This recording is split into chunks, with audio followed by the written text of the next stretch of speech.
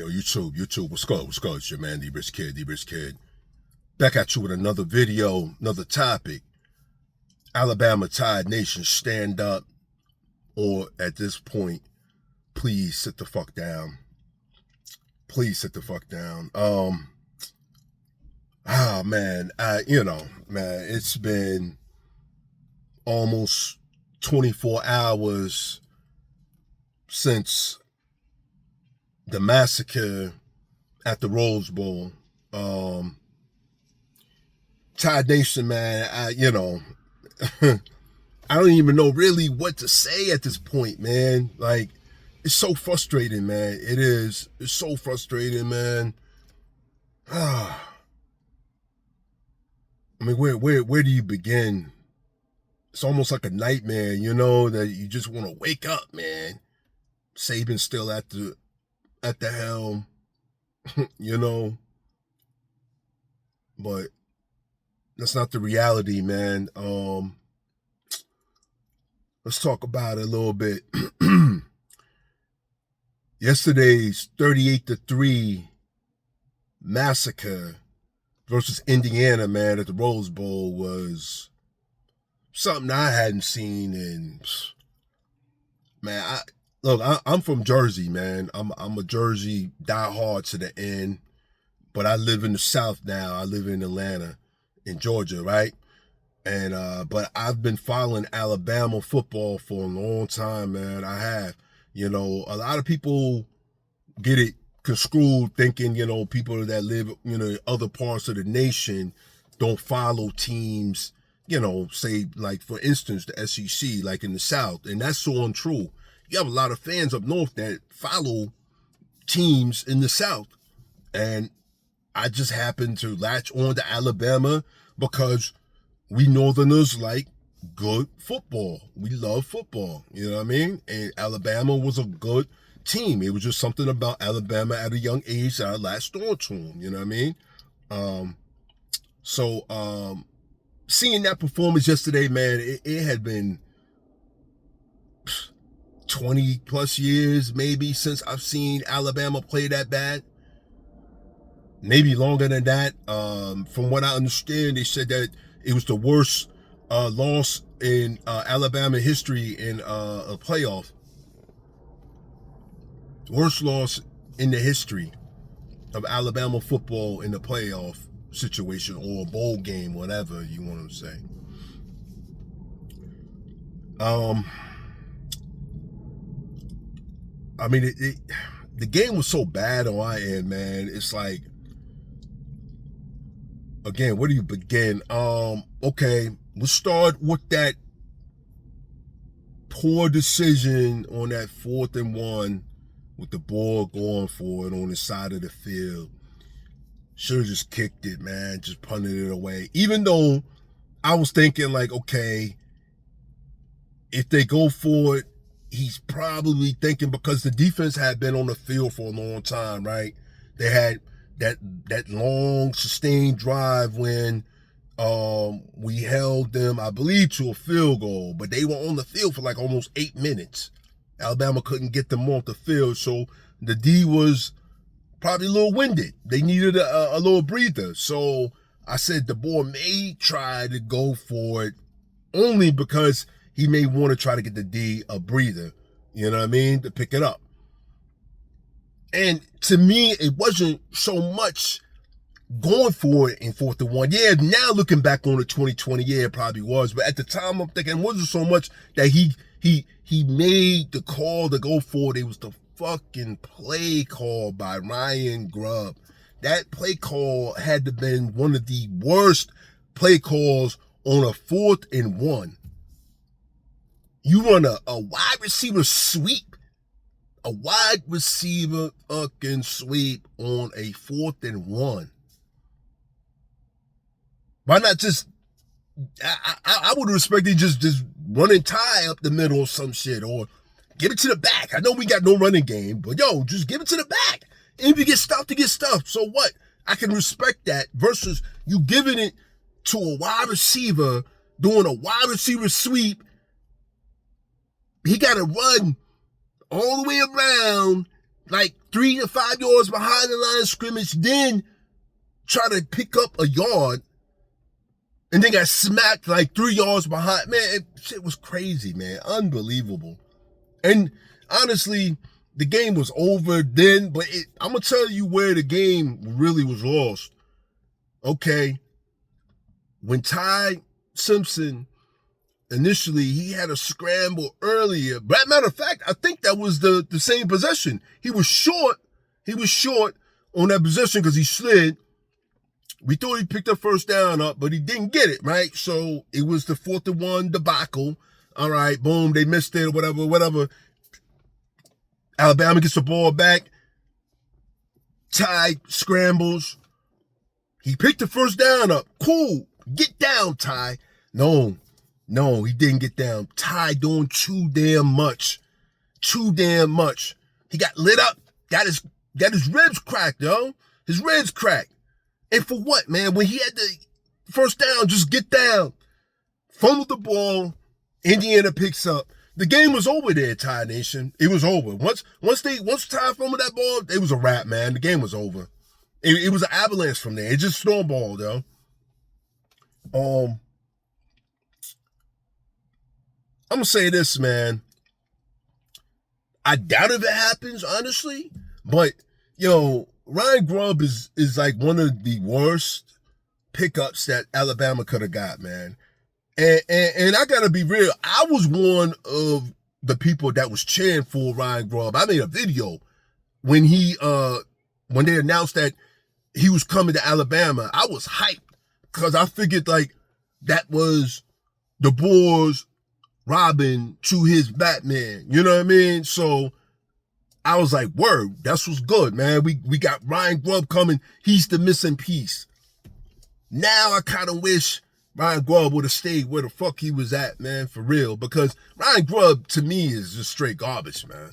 I don't know. This dude, man, he cannot OC a football game at all, though, in my opinion. Some of his play calling is just so questionable. The gadget shit irritates the fuck out of me. I'm a type of dude, man, I like to just come straight smash mouth football, man. I mean, a gadget play here and there when it's needed, like in a desperate situation. Yeah, absolutely. You can throw a gadget play in.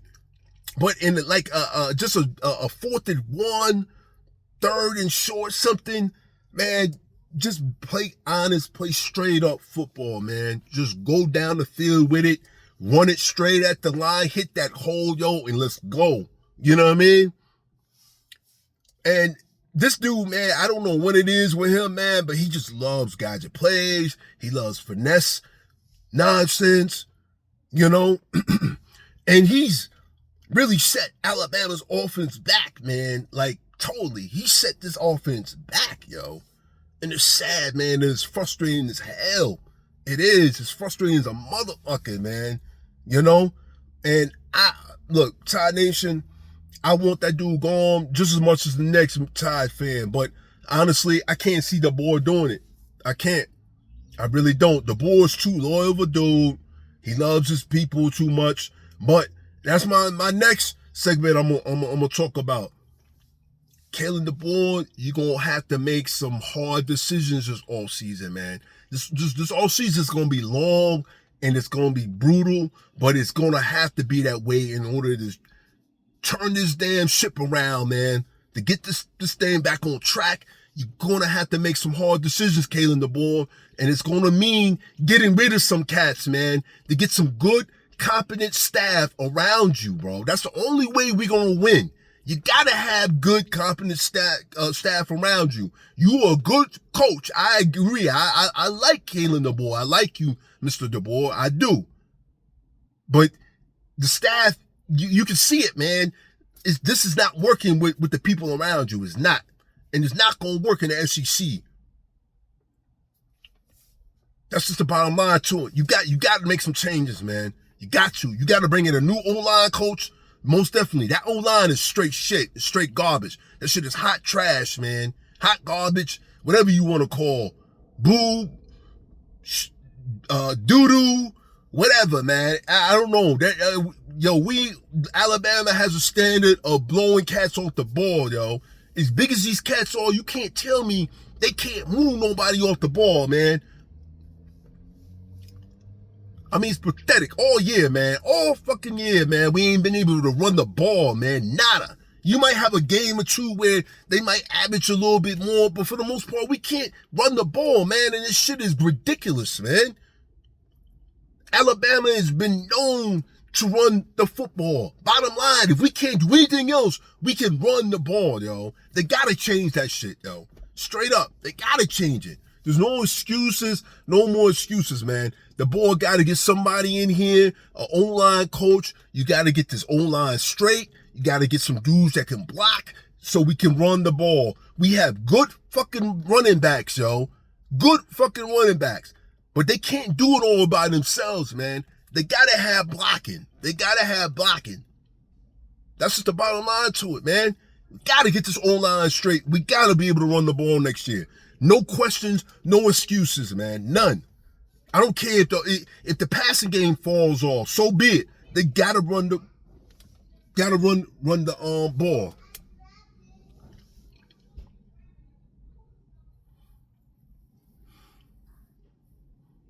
Defensively, Kane Wommack. I like Kane Wommack. I'm a fan of Kane Wommack. I think Kane Wommack did a big 360 this year. I think so. I think he did a big 360 this year. And I definitely want him to come back.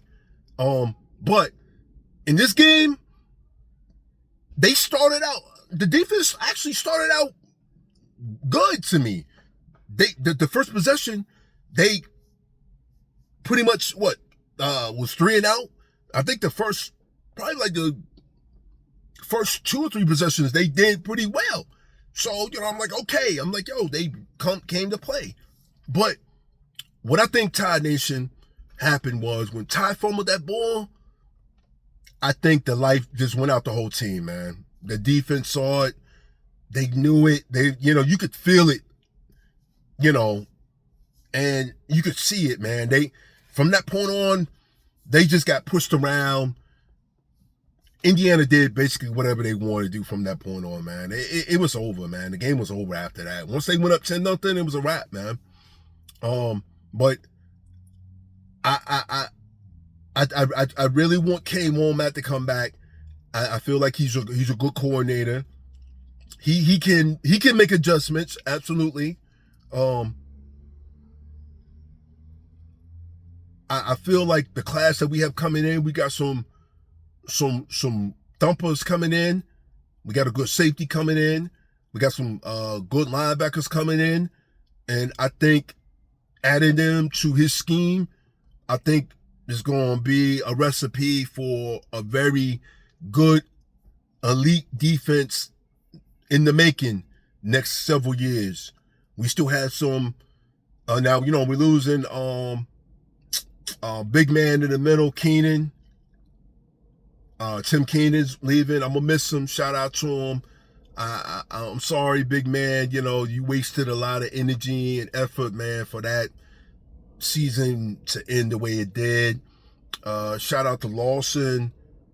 Shout out to Hill.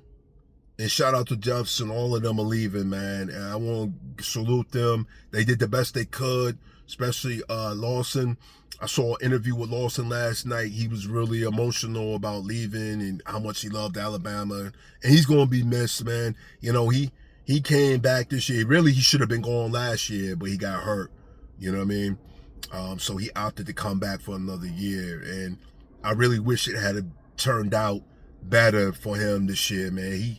He's one of those cats that deserve a ring, But yeah, shout out to them. But other than that, we got to replace, big man Keenan and the 3 linebackers, and I think we can eventually replace them. It's just the experience we're going to lose, But I think Womack has our D in good hands. We probably go to the portal to pick up a piece or two, as far as the defense goes. But I think the D's going to be all right. They're going to be all right. But yesterday was piss poor, and I just think yesterday they just pretty much gave up, man, because they could see the offense wasn't doing anything. When Ty fumbled that ball, it was pretty much a wrap, and they knew it, So, yeah. Let's talk about this quarterback situation with Ty. Let's start with Ty. Ty, man, I appreciate your effort, man. I like the individual that you are. You're a great human being. You're gonna go far in life after your football career is far from over, man. But it's time to move on. I hope you do well in the NFL. I truly believe you'll be drafted in the NFL. Which round? Not sure. Maybe second, third, somewhere in that area. And I wish you nothing but success, my man. But it's time to move on to a new era of quarterbacking at Alabama. Now, Kalen Mack came in. I like Mack. Mack he's, let's say like this, man. He's like a powerhouse, man. He's got a cannon for an arm. He's got a cannon for an arm. The circumstances that he came in yesterday, he really should have came in after halftime. I don't know why I do know why they put Ty back in. They were trying to see if he could basically play through the pain, but he couldn't because he had a cracked rib. So they put Mack in. Mack came in. Mack did okay, but he just needs more work. He's young, he just needs more work, more time, more experience. And I think once he has a good off season, gets into training camp, him and Keelan Russell, that's the next dude. Keelan's the next dude. He's right there, I believe. It's going to be between him and Keelan for the star, and they're going to fight it out for the starting position. And whoever wins that, it's going to be our starter for next year. And I feel like you can't go wrong with either one of them, honestly. I know a lot of people want to see Keelan, and I do too. But hey, Keelan got to earn it. He got to earn it. You know what I mean? But so yeah, one of those two are going to be our quarterbacks for next year going forward, and I'm excited about that. I'm looking forward to it. But I'm not looking forward to them being our quarterback behind a piece of shit offensive line. They got to get that line fixed. Yeah, man. So, what else I want to talk about for that massacre at the Rose Bowl yesterday? Special teams, non-existent, really. Somebody brought up a good point, man. This was like one of the first years I can remember we had no touchdowns ran back that I can remember. No punt returns ran back for a touchdown at all, man. At all. And that, to me, that's unacceptable, man. You gotta have some type of pickup, some type of scoring on your special teams, man. So I don't know. They may need to look at that special teams coordinator also, special teams coach, man. Might need to make an adjustment there, move, change or something. But they gotta change that shit too, man. That's unacceptable. That's unacceptable. Like I say, this is just really, oh man, it's just disgusting, man.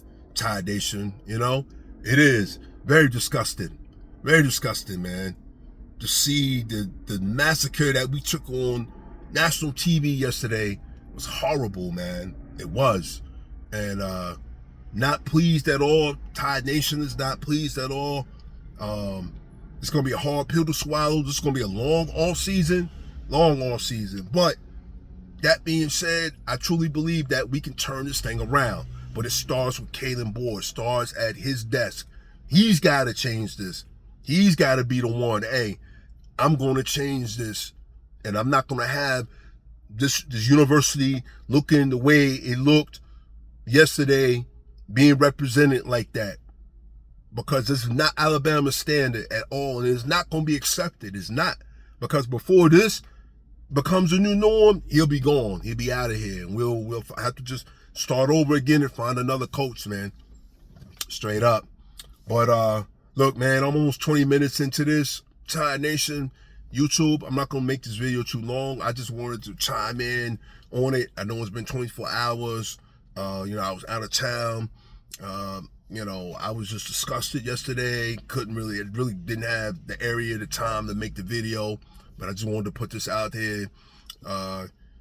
We got to make a change, Thai Nation, and we're going to make a change. This won't happen again, in my opinion. It will never happen again. It will not be accepted ever again to be as lackluster, a pathetic, dismal, ass kicking. The way we looked yesterday in the Rose Bowl was just unbelievable, man. Unimaginable in my eyes. So yeah, man. But I'm roll tide to the end, always and forever. But changes got to be made on this off season, man. They do. Or again, the boy's gonna be out of here, man. Him and his people gonna be out of here. We can't have this, man. It's not gonna be accepted. And yeah, man. So that's pretty much it. So all my Tide Nation Alabama fans, I know it's hard right now. You have every right to be upset. Stew, you know, do whatever you gotta do to get your frustration out. Just know it's gonna be a long off season. You know people gonna talk shit, and let them. They have every right, man. Because hey, this is what you put on the field. This is what we put on the field. So this is what we get. But just know, this ain't gonna happen again. It's not. The boy is going. He has no choice but to make changes. Alabama has no choice but to be light years better than that garbage that we saw yesterday at the Rose Bowl. All right. But as always, it's your man, the rich kid. You like my content, like, share, subscribe, tell a friend. YouTube, I'm out. Happy New Year. Peace.